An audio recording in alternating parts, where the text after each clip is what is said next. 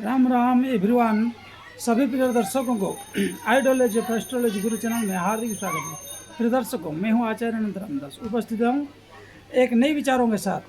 आज पुनः महासुख के नाम से एक कुंडली के ऊपर भी विश्लेषण करेंगे और उसको जानने के लिए, और जो व्यक्ति पाप करता रहता है फिर भी उसको सुख समृद्धि निरंतर प्राप्त होता रहता है, उसके ऊपर विचार करेंगे।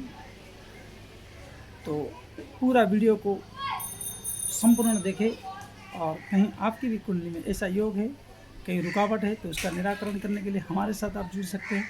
इसके लिए लाइक, सब्सक्राइब, शेयर, कॉन्टेक्ट कर सकते हैं। टाइटलों के नीचे दिए हुए नंबरों पर आप संपर्क कर सकते हैं, व्हाट्सएप आदि। तो आइए ये दर्शकों, इससे जुड़ने के लिए और जनता जनार्दन से निवेदन है कि अति शीघ्र सब्सक्राइबर कर लीजिए, लाइक कर दीजिए, शेयर कर दीजिए। तो क्या है महासुख? और महासुख का मतलब यह है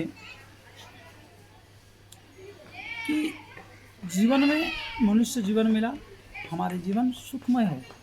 सबकी आशा है, सबकी विचार है कि हम सुखी रहें।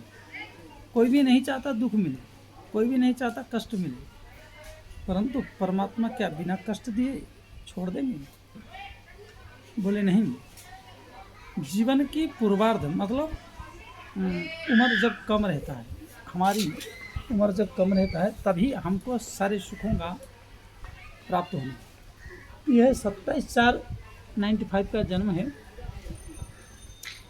मुंबई से है, और महासुख टाइटल है। कुंभ लग्न का कुंडली है, शनि लग्न पर ही है, मंगल तीसरे भाव में, राहु चतुर्थ भाव में, और बृहस्पति चंद्रमा पंचम भाव में ही, भाग्य भाव में शुक्र केतु अष्टम में, दशम में, और सूर्य बुध एकादश में। इस पर विचार किया जाएगा। हमने जो कुंडली जितना भी देखे हैं, अधिकांश कुंडली में व्यक्ति की प्रश्न अधिकांश रहा है कि महाराज जी ये बताइए कि एक व्यक्ति पाप करता रहता है फिर भी उसको दंड नहीं मिलता है, उसकी अपराध गणना नहीं होती है, और वो कैसे ऐसे उसकी बरम वो पाप करने पर भी वो दिन प्रतिदिन उन्नति के और धनाढ़ यशस कीर्तिमान बना रहता है। देखिए, इसका मूल कारण है कि पंचम में बृहस्पति और चंद्रमा का होना अपने आप में दर्शाता है कि ये व्यक्ति इस जन्म के लिए निष्पापी व्यक्ति है,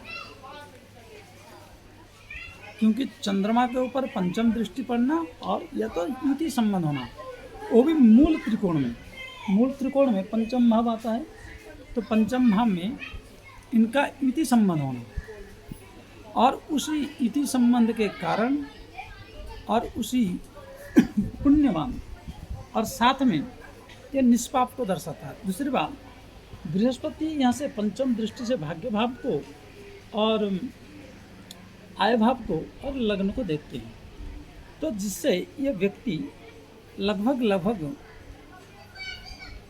58 के प्लस होने के बाद तक बृहस्पति इनको जो अपराधों से और समस्याओं से रक्षा करते हैं ये व्यक्ति की। परंतु जब यह व्यक्ति राजयोग बन गया पंचम भाव में, तो यह व्यक्ति इतनी धन कमा लेता है, बृहस्पति भी यहाँ दृष्टि है और साथ में सूर्य बुध का दृष्टि है, तो बुध आदित्य योग बन गया। इन योगों से ये लगातार एक पराक्रम व्यक्ति बन जाता है और लगातार इनकम सोर्स। ये जैन केन प्रकरण, चाहे अन्याय करे, अत्याचार करे, दुराचार करे, कुछ भी करे, और ये व्यक्ति दुराचार पूर्वक अधिक धन कमाता है, क्योंकि राहु उच्च का है और सुख समृद्धि लग्जरी लाइफ की कारक है, और वृषभ राशि में बैठने के कारण, क्योंकि ये जब अधिक संपत्ति, वैभव, यश, कीर्ति, क्योंकि ये बृहस्पति जी रुकावटों को दूर कर दिए। और राहु 2 नंबर का धन देके इस व्यक्ति को पापी बनाएंगे। मतलब इस जन्म की इनकम दुराचार पूर्वक करा के अगर कहीं इस जीवन में इसकी 32 के बाद अगर राहु की दशा आ जाए तो मानसिक तनाव रहना अलग चीज़ होगा, परंतु ये व्यक्ति धनाढ्य होगा, इसको एक बेस्ट करियर मिलेगा 32 साल के बाद। या तो हो तो ये राजनेता भी बन सकता है, क्योंकि मंगल की जो दृष्टि है और शनि की जो दृष्टि है 6ठे भाव में मंगल का है और शनि का दृष्टि पड़ने पर राजनीति का योग और राजनीति की इच्छुक व्यक्ति बनता है। और साथ में ये व्यक्ति अनाचार या प्लॉट की दलाली और कोई भी दलाली काम करके ये पापमय संपत्ति का इकट्ठा करवा देता है, जिसको व्यक्ति समझ के कि ये व्यक्ति तो दिन रात पाप कर रहा है, दिन रात अपराध की दुनिया में है, दिन रात मतलब किसी का भला भी नहीं कर रहा है, फिर भी इसको निरंतर धन, वैभव, यश, कीर्ति प्राप्त होता ही रहता है दिन रात, और हमें कुछ मिलता ही नहीं, हमें किसी भी प्रकार से उन्नति नहीं मिला। एक व्यक्ति दिन रात धर्म करने में लगा रहता है, एक व्यक्ति दिन रात शंकर जी में जल चढ़ाता है, पूजा करता है, नारायण का पूजा करता है, सूर्यनारायण का पूजा करता है, पंचदेवता का पूजा करता है, गुरु का पूजा करता है, सब कुछ करता है, फिर भी उसको कुछ नहीं मिलता। पहली बात, इससे धन दे के करा। मुख्य और एक बात है कि जिस कुंडली में 6, 8 और 12 में ये 3 भाव में ग्रह ना हो या कुटुंब भाव में, ये कुंडली में चारों में नहीं है। ये कोई एक बड़ा व्यक्ति है जो बहुत अच्छे खासे पैसे, तो वो है जिस लाइन में बम्बई हाई कोर्ट की जो है एक वकील है, और वकालत करने के लिए शनि कारकत्व है, सपोर्टेड गुरु है, तो 2 नंबर का पैसा तो है ही है भाई। आप सबको ही जानते हैं भाई, एक क्रिमिनल को बचाने के लिए वकील भी खूब पैसा लेता है। जैसे एक अपराधी इस पर तुल जाता है कि किसी भी कीमत में किसी को मारना है, और उसी प्रकार एक वकील भी ये तुल जाता है कि एक क्रिमिनल अगर मुझे पैसा दे तो किसी भी कीमत पर हम इसको बचा लेंगे। और वकालत करना आज के समय में तो 100 में कोई एक होगा जो किसी की न्यायपूर्वक लड़ता है, नहीं तो अधिकांश अन्याय और क्रूरता व्यवहार से। परंतु प्रिय दर्शकों, हमें तो दिखता है उसकी पूरी भरी जवानी उसको इस प्रकार करते हुए, या 58 के बाद 65 तक शनि जब इनकी न्याय के लिए एक्टिव हो जाते हैं, या उस 58 के बाद 7.5 धैर्य या दुर्योग बनता है, तो उस व्यक्ति को ये इतना कठोर दंड देते हैं। अब ये व्यक्ति की उम्र हो गया, अब ये घर में लाचार होकर गिर गया, तो दुख को, दंड को कोई देख नहीं पाता है। इस व्यक्ति की उन्नति को देखा, क्योंकि अनेक नारियों के साथ संबंध, नारी का भरपूर सुख, वैभव का भरपूर सुख और पराक्रम, दुष्टों को और शत्रुओं को दबाने में नंबर 1 माहिर। मतलब ये इस तरह बनता है, इसकी पराक्रम, वैभव और एक दबदबा, इसकी पूरी भरी जवानी में देखिए आपने। परंतु उस व्यक्ति की जब दंड विधान होता है तो वो कोई नहीं देख पाता है, वो अकेला ही देखता है, अकेला ही रोता है, अकेला ही सिर धुनता रहता है, पछताई, सिर धुन धुन पछताई कि हमने क्या किया। और शनिदेव जब एक्टिव हो जाएंगे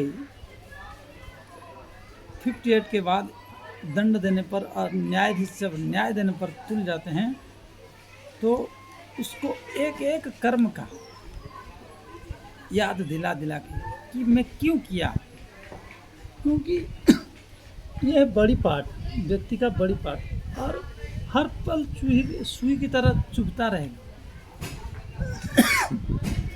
क्योंकि रुपया तो सुख नहीं देगा।